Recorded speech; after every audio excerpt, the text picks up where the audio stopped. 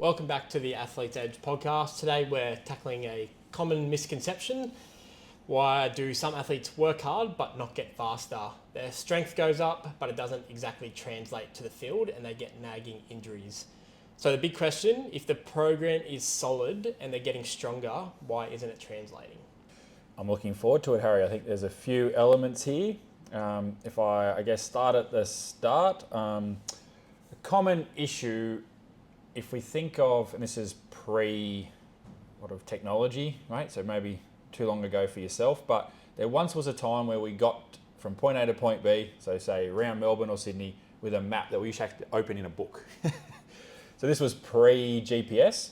To me, I think of a program as very much like following a map. So all well and good if everything goes to plan. It's still important, but how well does that help you adapt on the fly? Whereas good coaching to me is more a GPS. So there's a road closure, GPS naturally says, oh, can't get here, get around, and you still get to where you need to go. So without the coaching, I think it's too easy to get lost.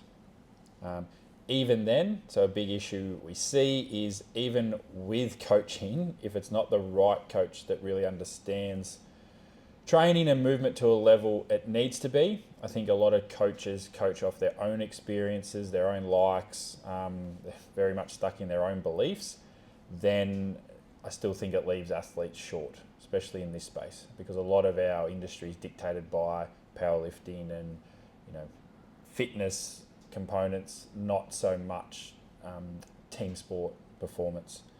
Underneath all that, so bodies are really adaptive, and we see it all the time. People will move through path of least resistance. Great, because we need to be highly adaptable to our environment. The problem with training is it opens the door for compensation. So if you have an issue, whether it's a mobility restriction or a weakness, then you'll typically avoid that as much as you can. If you are following a program, for example, and then you just try and progress based on the program, you might not be actually addressing some of the weaknesses there. And the one we talk about a lot in our space is talking about that lumbo-pelvic control, so like the arching or the tucking under. We need that to be controlled because that's the transition between our legs and our arms. It's a big part of our core and that trunk stability. What we see a lot is, for example, and I've seen this in even AFL environments, bilateral squatting encouraging a lot of that anterior tilt. They progress with the load, they're trying to do some heavy stuff. As a result, they'll cheat on the execution, the range, just to progress the weight.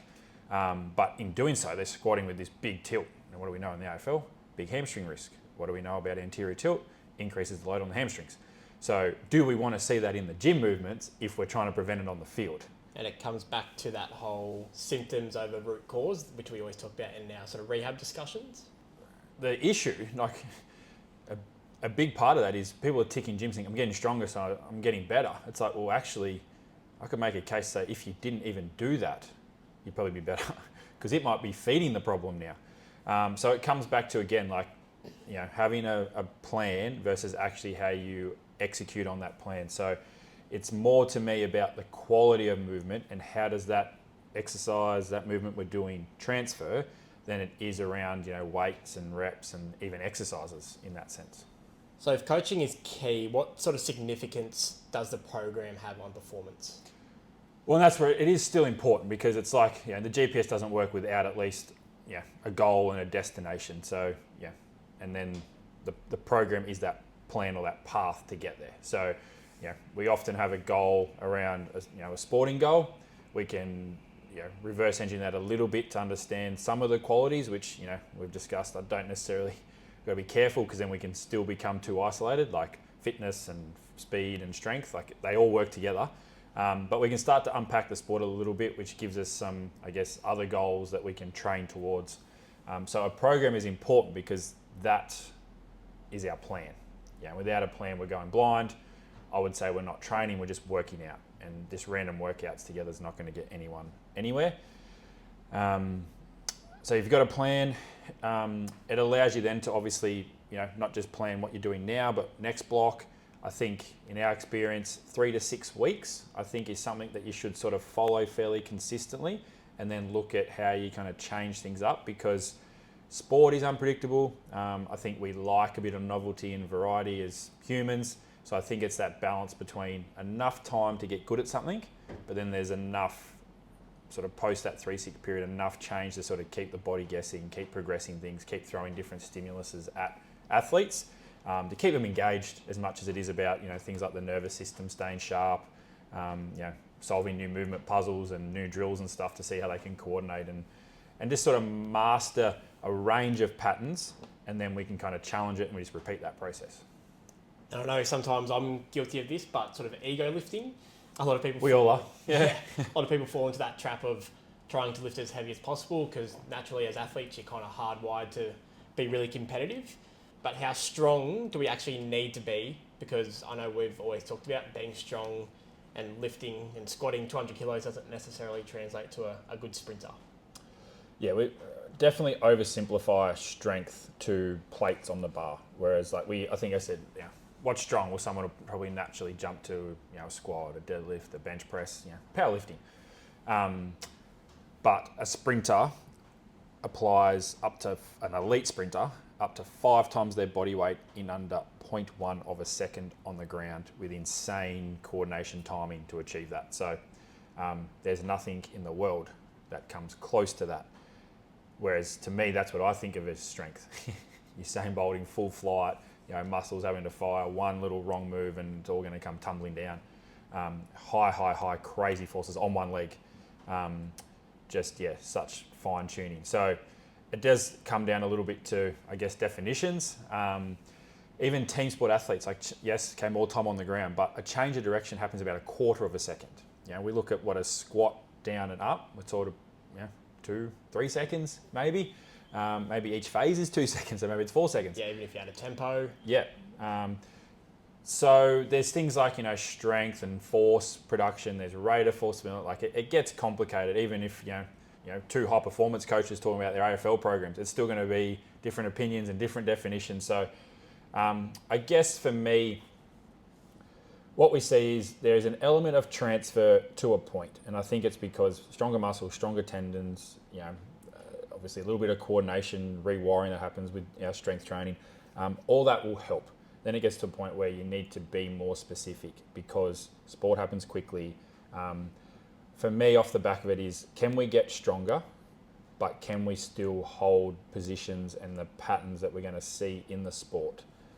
Keeping it pretty simple, but we still want to make sure that we've got a wide range of movements in there. We load some heavy and slow, that's fine. But we've got to have some explosive stuff, some plyometrics. We've got to make sure we're touching on speed each week. We're making sure that some of our key areas, things like hamstrings and calf injuries, that we're doing what we need to do from an exercise perspective to make sure our players and our athletes are prepared for what they're going to need to do on the field. So what's the balance between sort of our gym sessions and our speed sessions? I know a lot of the time our philosophy is around, a lot of the time it's a strength issue when they first start. A lot of kids aren't strong enough to be able to produce the force and sort of hold those positions, like you're kind of just talking about there. So what's that balance? We've sort of settled on this, I find, almost like if you're doing 2 sessions a week, for most of our athletes, it's probably 2 gym. Just because, especially early on, there's a lot of learning, there's a lot of physical qualities like just general strength, control, that stuff that I think the gym will help and actually maybe boost their speed a little bit off the back of it. And I know if we throw them into our speed stuff, because of our current structure with designated speed sessions, they typically don't handle it that well. They don't do it well, and then they typically get a bit sore and stuff from it. So when we get up to 3 sessions, it's typically 2 gym, 1 speed. And I think that works well, because a lot, especially that sort of 13 to 15 will start on 2 and then sort of build up to 3rd, which it's a nice fit. So then this thing they're adding is just 1 speed on top of their 2 gym. For our sort of more older guys and girls, ones that have been more consistent, trained for a longer time, pretty strong, do everything in the gym really well, it's probably where we get to more 2 and 2 or 3 gym, 2 speed, where they're doing something most days. And it's just trying to the challenge is balancing that in and around their sport training and everything else they've got going on. If they play multiple sports, it gets pretty tricky, which is why a lot of those guys do mornings, because not too much sport in the morning. It's just making sure They're not doing it the morning after. Ideally, something that was pretty taxing. In terms of like a programming standpoint, things I think about is, what muscles are we training? What patterns are we training? How is that balanced across like our 3 gym days? Making sure that, we're not sort of overemphasizing, say, the squat pattern and neglecting some of our glute sort of hamstring, posterior chain development. How is our stability and all that sort of stuff tied into that? Not just stability like as a balance perspective, but stability around things like our pelvic control and our coordination. A lot of our single versus double legs strength stuff. So this is a different, probably a podcast on its own. But if you said, how do I improve my agility? I'd probably quote like the Mike Ball and say, get faster in a straight line and get strong on one leg. And I think if you have those two, you can probably be pretty good at change of direction. So we make sure we've got a fair amount of single leg work in there. And then, like we said, how does that integrate with speed work? So what's in our speed session? So a lot of our plyometrics and stuff are there. So we do a little bit in our warm-ups and our velocity block in the gym, but we don't need to go too hard on that because we assume that most kids are coming to at least one speed session. And why does this type of training, the single leg stuff, which I know you're a big fan of, and the sort of base stance or staggered stance, as opposed to the double strength, where I know it's a bit more risk management, why is it more transferable and actually translates to the sport better? A lot of sport is played on one leg. And so the issue with a lot of bilateral stuff, I find, is a lot of mobility type issues flare. So things like that pelvic control and lower back issues. I think of the deadlift. Like if you've got a little bit of hip tightness, it's pretty hard to get deep into especially taller people, into a deep deadlift off the floor. And I like the trap bar because it does help with that. But whereas a B stance, because of that stance, just opens up the hips and the pelvis a little bit, it makes it a bit easier to get down. So therefore, it's a bit safer. The other part of that is too, you can't lift as heavy. So like if you think of even someone with like a crazy 200 kilo squat, not many of them can squat 100 kilos on one leg. And even if they could, now we've got 100 kilos on the back, whereas before we had 2. So to get 200 kilos on the back, to get 100 kilos on each leg, we can do that with 100 kilos on the back and 100 kilos on one leg. And we actually know that it's actually higher than that because your body weight and your other leg in the air now actually increases your body weight. So it actually be above that. So let's get into some of the terror science there. But in terms of like just general principles, then sport is played on one leg. A lot of change of direction, which requires an element of stability. What's the other leg doing? How's that hip holding up the other leg so you don't just collapse into it? That's what we see. Some people can be pretty good bilateral. As soon as they go on one leg, wobbly, can't do body weight. And I know you always reference Darcy, who's a great example of that. For this one, we got the Oscar principle. So you mentioned Oscar Kreutzberger, one of our swimmers who moved to Melbourne to chase his dream. Yeah. When he was in the gym with us, he was jumping, sprinting, lifting.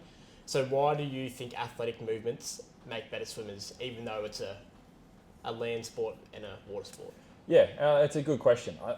Basically, better athletes make better specialists, whatever that sport. A few reasons. So a lot of the training around being athletic, things like those stability areas or those anchors of control, like a stable pelvis, essentially are universal across all sport in a lot of ways. So like if you think of swimming, and for those that aren't swimming, obviously if you're thinking of like freestyle stretching out, you've got your legs kicking behind you and your arms, alternating in front. Well, that creates a rotation, let alone just balancing on your side. Whereas if you've got an anterior tilt and your belly drops and your bum sticks up, then straight away you instantly create extra drag. So, your ability to be on top of the water while you're trying to pull yourself through at speed requires a lot of that, pelvic control, a lot of that core strength, so that you're not only not snaking side to side, but so that your hips don't drop and then just instantly create a lot of drag, which is why I feel like I'm dragging another person behind me when I'm swimming versus, watching these guys swim. And you almost forget when you actually go watch really good swimmers, they almost look like they're not in the water. They're just so much on top of it, which is the whole point. Obviously, in under the water, you got all the resistance around you. So it's a big thing for them around reducing their drag. It also helps their propulsion because, like I said, more stable base here. They're in an unstable environment, being inside water, that if they can be strong through here, it's almost like inside out to where their control comes from. So they can create extra stability so they can really pull themselves through the water to generate speed. So the other side of it is just see it across the board and you see it with kids that come from different sports and all this sort of stuff. The best athletes, I would say, we see across the board in the gym. So not just like who's the best bench presser or the best squatter, or even if you're the best at both. But you can also sprint. You can also pretty good at jumping. You look pretty natural with all the movements. They're just coachable.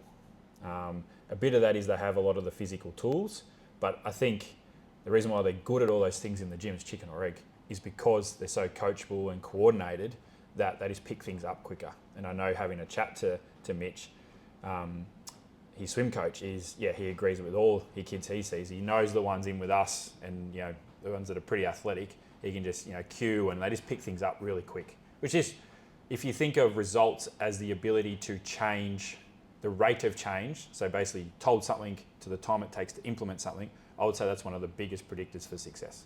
Because if you talk to someone for 6 months to get an outcome versus someone in 6 minutes, how many times can you make changes to their whatever technique, in the pool, in the gym? Obviously you can exponentially improve them versus the same person you're saying the same message to for the whole 6 months, where they just don't get any better. And you think to Darcy, he's looking for that feedback every rep, so he's looking to implement that, compare that to some of our younger kids who probably haven't developed as much yet, where you're sort of having those same conversations and it's the same mistakes, and it's just sort of banging your head against the wall. Yeah, even some older kids. Like, it's just that ability to... It's a skill... Like, it's not necessarily saying that they're bad kids around not wanting to be coached. It's the skill around... I think it's like listening. Yeah. Like, listening is not what's heard. It's what's heard and interpreted. So can you actually... Yep, the coach is saying this to me. What does that mean? And I think if you forget the what's that mean point, you just get told all the time. You're always being talked to, and you don't actually improve. And so off the back of that, I think there's a direct correlation between our best athletes from a movement performance standpoint in the gym across everything, typically are pretty successful in their sport because they're very coachable. And we always sort of talk about stronger athletes are harder to break, and that sort of long-term robustness and durability as they get older. So if an athlete trains this way for a decade, what results can they expect? Well, I think, so true robustness is being able to really do everything you want to do and need to do without breaking down. It's a real balance between sort of, like rigidity, control, all that stability side of it, but having all those degrees of freedom, because sport is chaotic and we see people get into bad positions and not get hurt. A lot of that to me comes off the back of what we're talking about here. You've got to build the areas of control. So the example we've mentioned a few times is around the pelvis and the trunk, sort of that core area, to act as an anchor. When that anchor is stable, everything else around it can be more variable and more unstable. So things like sprinting we're talking this morning in our staff session, is stable pelvis means that when we want to whip that leg around, the hamstrings, for example, have a strong base because they attach up into the pelvis, a strong base to work off, because the leg's not stable. It might be overreaching, it might be lifting higher, lower, depending on what speed you're at, whether you're accelerating or at top speed, or even changing direction laterally. It's got an element of stability to that movement. So if you don't train that and everything's always rotating and moving, there's compensation and stuff everywhere, then I think you come unstuck. So by training that way for a long period of time, you get really, really robust movement. So the areas that need to be strong and stable, they can handle awkward landings. So when you get tunneled, you don't just everything go out the window. You got more of a chance to hit a bump, stabilise and still control it. Whether that's collisions in sport, whether that's, like I said, crazy change of directions. You might not have done one at that speed ever before, but because the areas that need stability, like the foot, like the pelvis, like your head control, if they're almost always really controlled and stable, then all those other degrees of freedom don't seem to affect the system as much. And off the back of that, obviously don't get injured as much during your sporting career, but even then, if you're a good mover, just builds a foundation for the rest of your life to train, to exercise, to do things that you want to do. So I think a key message here is the program is a great start, but the quality of coaching and execution is what actually unlocks your potential. I think it's that whole, quality really matters. It's about the execution, and it's not just about doing things, it's about how you do things. And yeah, you don't count sessions that you don't see. I don't count sessions I don't see.